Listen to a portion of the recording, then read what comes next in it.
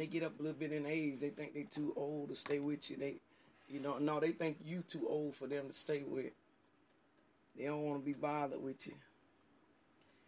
All right, so great blessings upon y'all once again tonight. Listen, I am, so I've been kind of like in a meditative mode today. Just kind of in a meditative mode. If you follow me, pretty good on Facebook with the posts that I make. I made some posts today just called some wisdom nuggets. Wisdom nuggets with some posts that I made today. They are on my page. It was like 3 real good ones. But it's one thought in particular that I want to talk about tonight that I want to do some teaching on. So I'm going to try my best to stay real low key, to not get, I usually be like wide open, but I'm going to try my best tonight to just chill out for a little bit so I can do a little teaching, so I can, just show some things. I'm going to come first out of, let's go to Matthew chapter 4, and what I'm going to talk about tonight is I'm going to do my best to explain the thought that the Lord has given me as it relates to like discipleship and follow me. Discipleship and follow me. So it's going to be real good. It's going to have some good clarity to it, some good contextual value to it. It's one thing that I heard that always have stuck with me. It says, preaching will reach you, but teaching will keep you. Did you hear what I said to you? Preaching will reach you. How can they hear without a preacher? So the preacher comes in and you hear the word of the Lord and they were pricked in their hearts. That's Acts chapter 2. And they were pricked in their hearts. And once they was pricked in their hearts, this is the next thing you will see that they said. It was around verse 37 in Acts chapter 2. They said, men and brethren, what must we do to be saved? So, in other words, it comes with, now that I have heard the word, I've now got to put some action to the word. I've got to, what is it that I need to do to make the necessary changes? So I'm going to talk from about discipleship and bring out some understanding concerning follow me. So it's preaching will reach you, but teaching will keep you. I want y'all to think about that. Think about the things that, how many of you can remember all of the words that you've heard preached? I know you can't. I know, don't even lie. Some of y'all will just tell a lie. You don't remember every word that you done heard be preached. Because see, the preaching of the gospel is for the saving of the lost. So whenever you come together in a setting, that is for where the preaching of the word is coming forth, it is because there are sinners that are in the house and there are words that need to come forth in order for them to be caught, for their lives to be changed, for them to hear a word that will radically change their life and cause them to give their life over to Christ. But then one of the things that you do, and if you'll notice that this is something that happens in church settings, even in ministry settings, because I do ministry, I don't do church, I do ministry. But you will see is there will be like a midweek Bible study. That's what they call it. And so that Bible study is where these are the people that got together, on the people that heard on Sunday when the word was going forth, when the preach word was going forth, and they came up and they took the right hand of fellowship, or however they want to say it, and they gave their life over to the Lord. Now they come and sit under the tutelage of the teacher and be taught.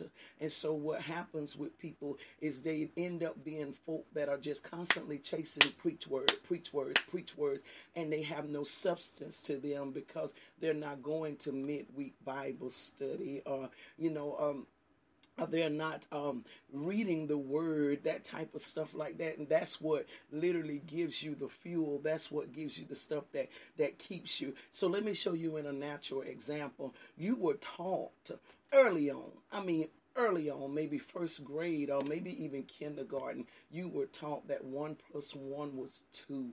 And you are 46 years old, Delphine, and you still remember that 1 + 1 is 2. Why? Because you were taught that. You were taught that, but things that were just, some things that were just said to you, you don't remember those things. So anything that you hear in the realm of teaching, it stays inside of the membrane. It is stuck there. It's something that you literally begin to build off of. It's the building blocks and the fundamentals. And so that's what I want to talk to y'all tonight about. So I'm going to just kind of chill out and allow the teacher to come forth on the inside to talk to you tonight about discipleship and the follow me, to which what Jesus did, because that's where we're missing a whole lot of stuff. We are missing. We're so literally, there's so many different things that are going on. You have a sector of people that literally all they do is chase prophetic words, which means they are on the hunt for prophets. Wherever prophets, that's where they trying to go, because they trying to get somebody to tell them something. Those are the people that are they're prone to deal with psychics. They're real quick to be manipulated. Why? Because they like to be told something. They don't really necessarily want to do anything. They just want to be told something, want to hear of good things. They're the type of the itching ear type that goes on. I'm going, I'm gonna hope y'all a little bit tonight. If you let me, I'm gonna hope you. And so it has to be a balance that is there. One of the most prominent fivefold ministry callings that is pursued after the most is the prophetic, because people are, we because of the nature of people that we're always looking for something, and our mindset knows that there is something. We know that tomorrow is set to come, and we always want to know what's going on, what's happening. We don't necessarily want to do anything or be a part of what's going to happen, but we still want to know. That's the reason why we're so eager to know other people's business. You know what I'm saying? That's why I just want to know what's going on in now. So that ain't none of your business, but you still want to know. You know what I'm saying? You still want to know. But girl, tell me what they said. Because see, you want to know. You want to be in the know. That is the part of us. That's part of that prophetic part that is a part of our lives. And so people will begin to chase the prophetic, and a lot of times they'll get misguided, and a lot of times they'll get swindled and that type of stuff. It's like one of the most lucrative things that could go on if you really wanted to just hustle people or whatever, if you were that type of person. And now, don't get me wrong, don't take what I'm saying out of context. There's some real prophets out here. Hear what I'm saying to you. God has got some people. He always gonna have some people, but I'm just making it plain to you so that you understand and you know what happens and what has the possibility of happening. So you don't need to be the type of having itching ears. I know you thought that having itching ears necessary. You thought it meant that you just wanted to know what was going on at Sally's house and Johnny's house and Jane's house and all. Just a little part of that, but the itching ears is this. I just want to be in the know. I really want to know what's going on. God can't deal with people like that, because He's always got to tell them everything. People like that have a hard time trusting God, and that is the reason why they'll pay psychics big money, and put their hand. I tell you what you see in my palm. I tell you what I see in your palm. I see some. You need to go wash your hands. Your hands nasty. That's what I see in your palm. That type. That's the kind of stuff that they will do, because they are eager to want to know something. They want to be in the know. And then you have the people. The next one that would be predominant in what people are after would be that of like the pastor. They really want to deal with that of the pastor. And because why? Because the pastor is the one that's literally married to the sheep. That's the reason why when you deal with the fivefold ministry, the pastor is the finger that has the wedding band on it, and that finger is the only finger that is connected to the heart. So it is the marriage finger. That's why pastor doesn't get a chance to rest. That's why pastor, if a call comes in at 1 o'clock, they're expecting pastor to get up.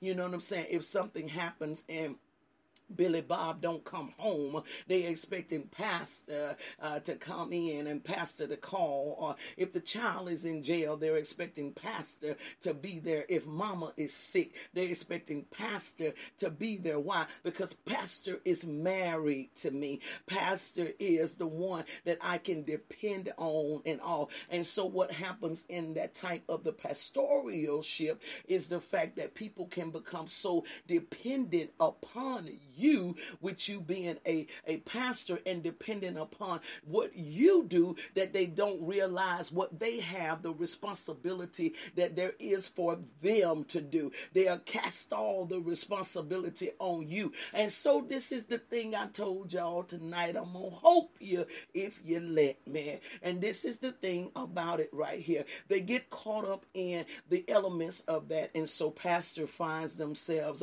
so wearied and tired. And the last few years, there was a lot of pastors that committed suicide. Why? Because pastor is trying to be married to his actual wife, or she's trying to be married to her actual husband, and then be a parent to the children, while yet having to be married to the congregation, because the congregation thinks that you're not supposed to take a vacation. You're supposed to be here, and God forbid you don't be there. And we done gave $2. We done put $2. I put $2 in that offering plate last week. How dare pastor think that they're not going to be there? Oh no, see, I ain't with that. What I thought that is right there. Y'all know how we talk, you know. Well, I thought that pastors were supposed to be there when you call. See, that's what. See what I'm saying? See, I thought y'all see. You see what I'm saying right here? See now,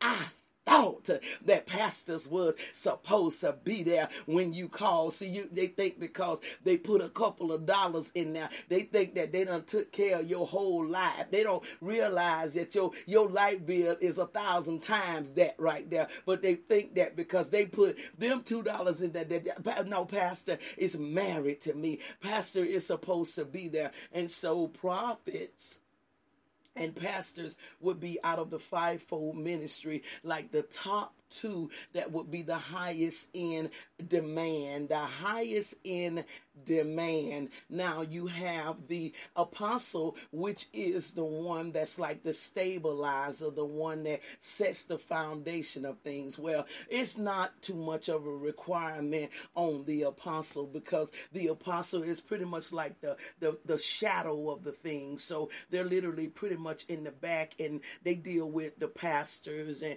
the prophets and all the most. So it's not as a whole lot of requirements that people would go running, to be on the apostle. And then you get very, it's not a whole lot that is on the evangelist as well either. This is fivefold ministry. I'm giving y'all this context, and then I'm going to show you some stuff. And so it's not a whole lot that's on the evangelist either, because the evangelist is moving so much, and evangelist is a fire starter is the nickname I give them, because they are in different places starting different fires. That's why they evangelize, and they go to different places, and they stir up the people. They get the people going. So it's kind of hard to get connected to or get caught up on an evangelist, because of the fact that they are moving so much. But then there is this other one that people are not so kind to, that they are not so drawn to. This other little fella that's sitting here, notice it's the little bitty finger. That little fellow right there, out of the fivefold ministry, that little fellow right there, which is the teacher. Nobody wants to pay any attention. I want y'all to look at the fingers. This teacher is the shortest. Everybody wants to overlook the teacher. Why, Pastor Lee? Why don't you make this plain tonight? I am. Just ride with me. I'm gonna make it plain. I'm gonna break it down like James. Nobody wants to deal with the teacher. Why? Why? Because the teacher is the shortest. So I would think the teacher doesn't have much to say. But let me say this to y'all and tell y'all why I believe this is Delphine, Pastor Lee. This is Msphine. This is Delph or Fiend, whichever one. This is my take on what the situation is about the teacher. They don't want to deal with the teacher because when you deal with the teacher, that means you have to become subject. Let me drink me some juice. Oh, what I just said.